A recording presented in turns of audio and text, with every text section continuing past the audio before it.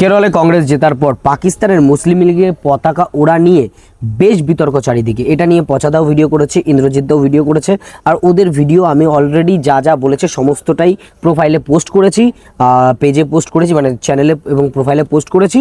তো তোমরা দেখতে পারো, পুরো ভিডিওটা অবশ্যই দেখা উচিত। এবং এখানে পচাদা একটা খুব সুন্দর একটা একদম সঠিক কথা বলেছে।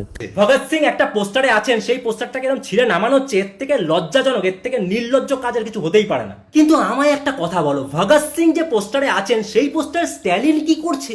ভাই স্ট্যালিনের মতো ক্রুয়েল নিষ্ঠুর ডিক্টেটর পৃথিবীতে একটাও আসেনি। মানে প্রথম ছিল মাও জেদং। মানে আমরা যে ইতিহাস পড়ে এসেছি, মানে বলতে গেলে বামপন্থী ইনফ্লুয়েন্স হওয়া ইতিহাস যে পড়ে এসেছি, সেখানে কিন্তু দেখানো হচ্ছে হিটলার হচ্ছে সবচেয়ে বড় ভিলেন।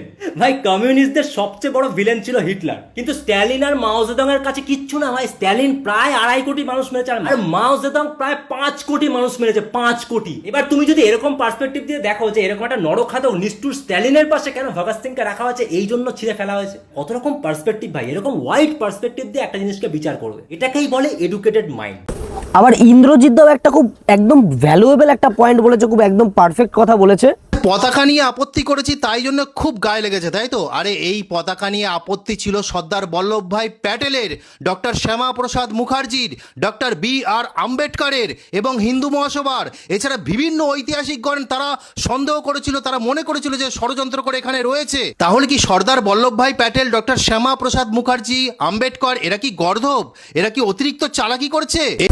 তোমরা তোমাদের মতামত কমেন্টে জানাও, আর ভিডিওটা শেয়ার করো যাতে পচাদার কাছেও আমার ভিডিও যায় এবং ইন্দ্রজিৎদার কাছেও আমার ভিডিওটা যায়।